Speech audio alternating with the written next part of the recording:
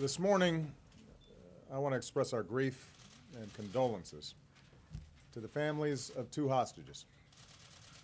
One American, Dr. Warren Weinstein, and an Italian, Giovanni Loporto, who were tragically killed in a U.S. counterterrorism operation.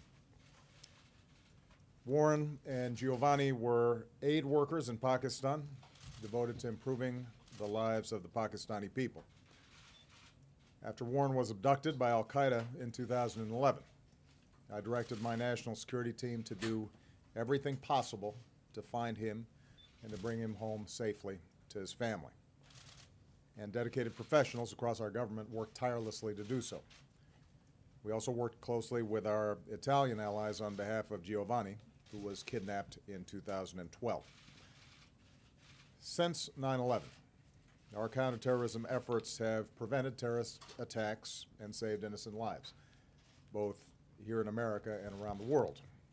And that determination to protect innocent life only makes the loss of these two men especially painful for all of us.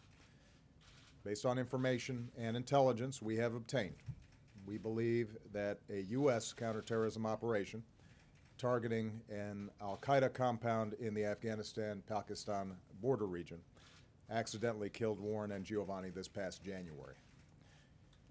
Yesterday I spoke with Warren's wife, Elaine, and Prime Minister Renzi of Italy. As a husband and as a father, I cannot begin to imagine the anguish that the Weinstein and Loporto families are enduring today. I realize that there are no words that can ever equal their loss. I know that there is nothing that I can ever say or do to ease their heartache. And today I simply want to say this.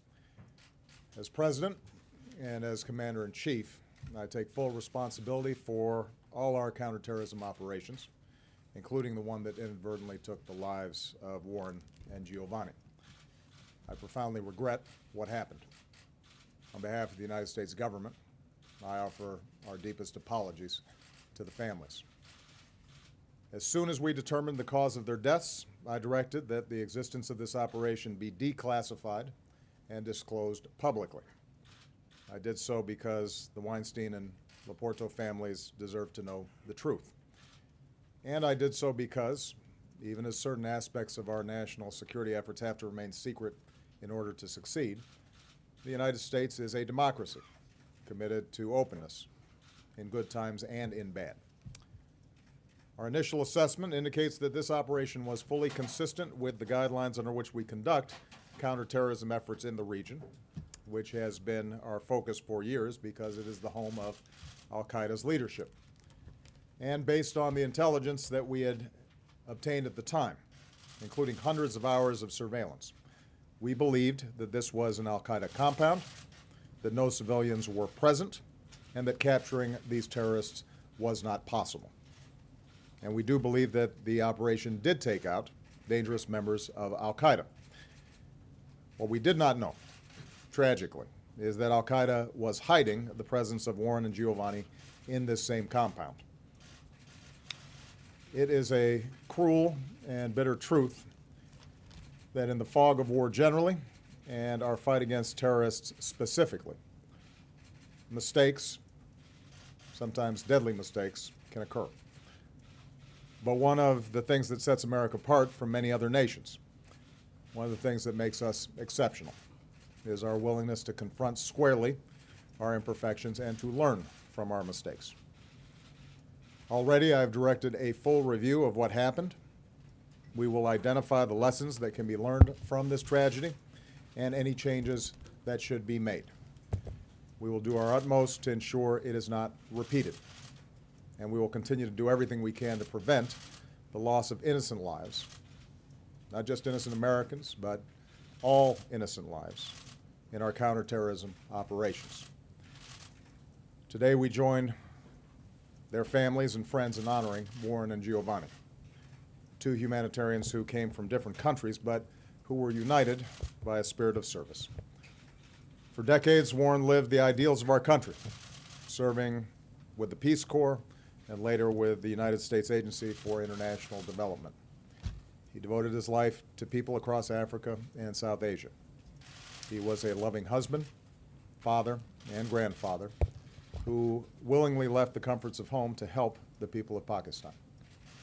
At the time of his abduction, he was a USAID contractor focusing on helping Pakistani families escape poverty and give a better life to their children. Giovanni's humanitarianism also took him around the world, to the Central African Republic, to Haiti, and ultimately Pakistan. Like Warren, he fell in love with Pakistan and its people and believed passionately that he could make a difference in their lives. Giovanni's service reflected the commitment of the Italian people, our great allies and friends, to the security and dignity of people around the world.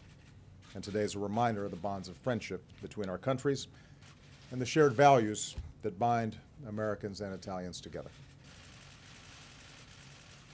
There could be no starker contrast between these two selfless men and their al-Qaeda captors. Warren's work benefited people across faiths. Meanwhile, al-Qaeda boasted to the world that it held Warren, citing his Jewish faith. Al-Qaeda held both men for years, even as Warren's health deteriorated. They deprived these men of precious, irreplaceable years with family who missed them terribly. Amid grief that is unimaginable, I pray that these two families will find some small measure of solace in knowing that Warren and Giovanni's legacy will endure. Their service will be remembered by the Pakistani men, women, and children whose lives they touched and made better. Their spirit will live on in the love of their families, who are in our thoughts and prayers today, especially Warren's wife, Elaine, their daughters, Alicia and Jennifer, and their families. And the shining example of these two men will stand as a light to people the world over who see suffering and answer with compassion, who see hatred and offer their love, who see war and work for peace. May God bless these two brave men, and may He watch over and comfort their families for all the years to come.